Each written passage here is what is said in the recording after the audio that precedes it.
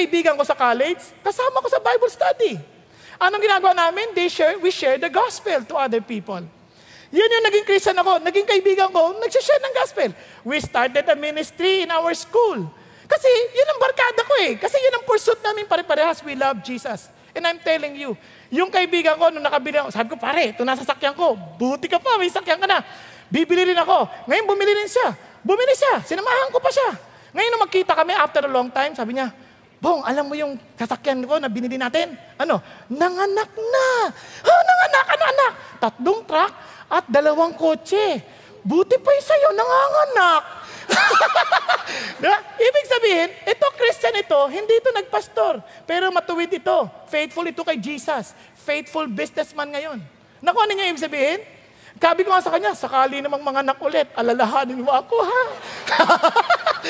Joke lang yon. Pero doon nyo maintindihan, hindi naman kami lahat naglilingkod sa Diyos magiging pastor kami lahat. Hindi necessary. Ang alam mo, because you don't go in competition. Naku, ano nyo? Bagamat hindi na kami magkasama palagi, hindi na kami nagkikita, binigyan ulit ako ng ibang kaibigan ng Diyos. And whether they consider me as their best friend, it doesn't matter to me. They're my best friends. Okay ba yan? Nakakatindihan? Bakit? Because I understand my being. Okay po? Now, let's continue. Ang sabi ng Bible, above all else, kaya bantayan mo, guard your heart, for it is a wellspring of life. Bantayan natin. So how can you be a good friend? How can you understand your being? You want to be like Jesus. Therefore, if there's any encouragement in Christ, if there's any consolation of love, if there's any fellowship of the Spirit, if any affection and compassion, make my joy complete by being of the same mind, maintaining the same love, united in spirit, intent on one purpose. Kaya doon pa lang alam mo na kagad, anong klaseng kaibigan to? Are we on one purpose? Di lalo na pag nag-asawa kayo, are you in one purpose? Kaya mga babae, mga dalaga, pag may nanliligaw sa inyo, gato unang tanong ninyo, saan ka ba papunta? What is your mission in life? What is your vision? Kung pareho kayo, you're cute. Ganun lang. Pag hindi kayo pareho, you are the devil. Ganun lang kaliwanag. Kung pareho kayo ng pursuit, pareho kayo si Jesus ang pursuit ninyo, and you have a mission and a vision.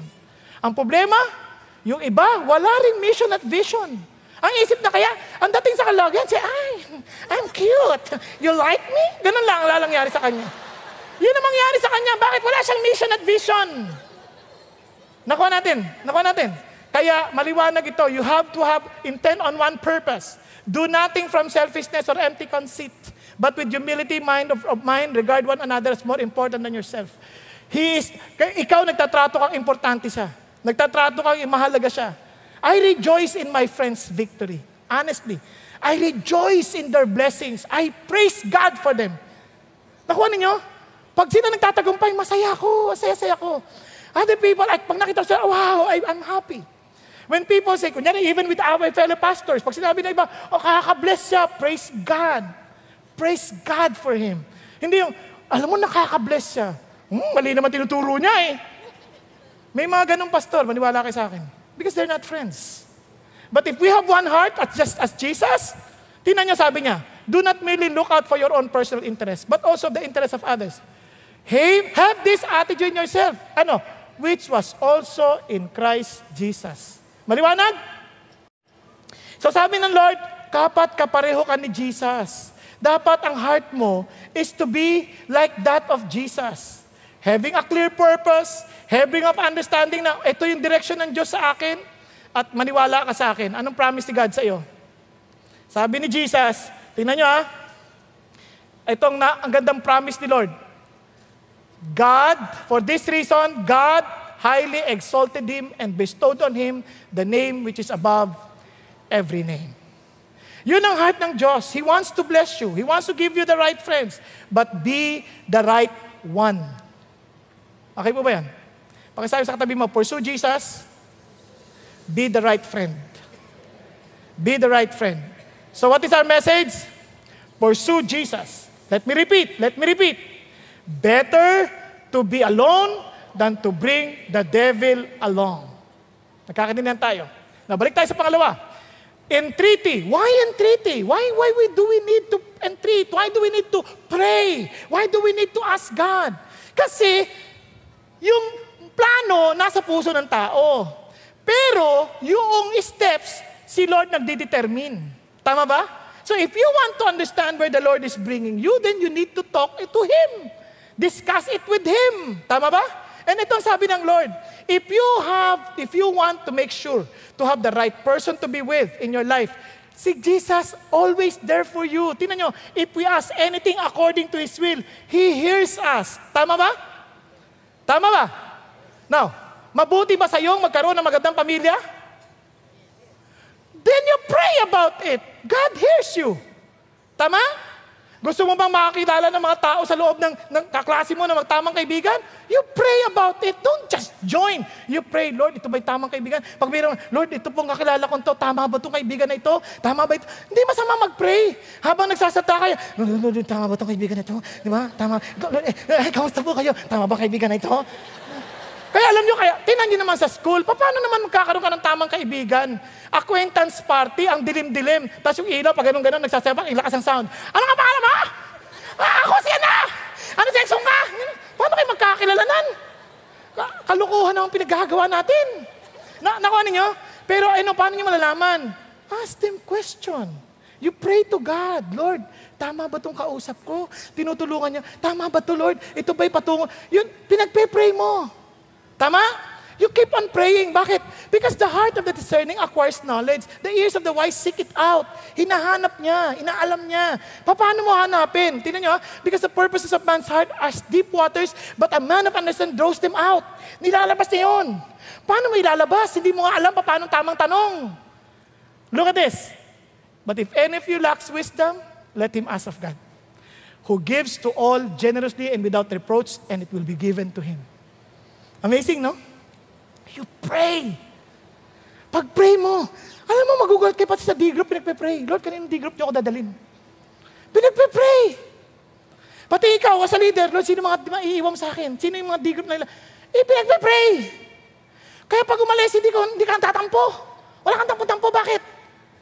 Alam ni God kung ano yung dararapat kasi hindi naman masama yan eh. Ibig sabihin, baka hindi lang angkop sa iyo, angkop sa ibang tao, it doesn't matter. Ang mahalaga, we are all doing the will of God. Nagkakadilihan po. Same thing with ministries. Mapapansin niyo, magtatampo, lumipat sa imong church, grabe yan, aniwan kami rito. Mag-pray ka, ano ka ba? Kasi baka naman hindi siya angkop sa iyo, angkop siya dito. Kung hindi naman siya angkop dito, pumunta siya dyan, okay, praise God. Tama? Hello? Kaya walang tampuhan. Bakit ka magtatampo? Eh, Jesus ka naman.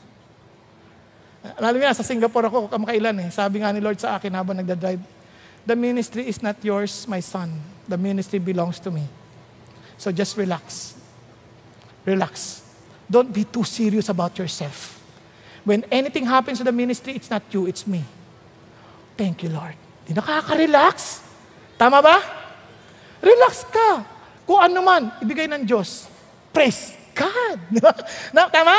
Kaya tinan nyo, dito pa lang, yung issue pa lang ng distinction ng love tsaka infatuation, ang hirap na. Kaya you need to pray. Guys, gusto mo malaman kung in love ka o hindi? Dito pa tayo sa infatuation. Pagkabiglaan, highly emotional, idealistic, na parang kami na talaga, taman-tawa na kami sa isa't isa. Yan. Based on a feeling, hindi ko ito kaya, Papa, don't preach, I'm in love. Yan. Weekend by separation, hindi ko kayang mawala siya sa akin. Di ba? Naalala nyo? Yung mga kantang, di ko kayang tanggapin. Yon. Infatuation yon, hindi love yon. Ito ang love. Gradual yan. Faithfully consistent yan. Realistic yan, makatotohanan yan. Hindi magpapakasal yan ng walang pera. Hindi magpapakasal yan, hindi makikipagtalik yan ng hindi pa sila handa, na hindi sila kasal. Realistic yan. Hindi ko na kaya kung hindi tayo maghiwalay. Kung maghiwalay tayo, mamamatay ako. Patayin kita ngayon. Hindi siya realistic. Based on a commitment. Yun ang totoong pagmamahal. May commitment yan. And strengthened by separation. By the way, hindi akin to galing to kay June Hunt. Okay, baka sabihin niyo, ang galing naman ni Pastor. Hindi ako. Nabasa ko lang din to. Kaya nakita kong makakatulong sa ating lahat. Now, look at this. Seeking to find happiness, yan ang infatuation. Lagi hinahanap kaligayahan. Focusing on external looks, ang ganda niya, grabe. Di ba? Ang macho ng katawan. Relax ka lang, baka baliktot yan. Seeking to get. Di ba? Seeking to get. Di ba? Kailangan ko siya makuha. Possessive. Di ba? Parang nasan ka na? Ba't hindi ka pa, gusto niya parang sigurado, siya lang. Masin ba yun? Sabi niya, in love with emotion, puro emotion. But to love, seeking to give happiness. Ang hanap niya, paano kita pasisiyahin? Kung hindi ako, ibibigay ka ng Diyos sa iba, well and good. Nakuha niyo? Then, focusing on internal character. Seeking to give, freeing, in love with devotion. Yan ang sinasabi ng Diyos. And listen to this. Kung infatuation lang, kalimutan mo na yan. Natural lang ang magka-crush. Huwag ka lang mag-crush. Nagkakaintindihan. Natural lang magka-crush. Sabi ko sa anak ko, anak, okay lang magka-crush. Ako nga, ang dami may crush sa akin eh. Nakakasuka. Kadire. Joke lang yun, joke. Bakit hindi kayo makatulog? Naku niya yung sabihin, ganun talaga eh. Pero, huwag ka lang mag-crush. Ibig sabihin, huwag ka magpadala sa emotion mo. Natural sa tao yan. Huwag ka lang magpadala sa emotion mo. Kasi, ang totoo niyan, pinag-iisipan niyan. Tingnan yung Panginoon, love God with all of your heart, mind. So, hindi yan para heart lang. May mind yan, pinag-iisipan niyan. Kaya kung ating pananampalataya, hindi ito pananampalataya dahil emotion lang. Itong pinaka-logical, ito ang mapapag-aralan mo, historical, yung pinaka-reliable in terms of yung evidences. Hindi na ba? Hindi ito parang, wow, I feel that God is real. Pati demonyo may feelings, trust me. Nakuha niyo, ha? Kaya ingat. Kaya, ito napakaganda. Listen to this. When you pray, my God will meet all your needs. Emotional, mental, physical, according to His glorious riches in Christ Jesus.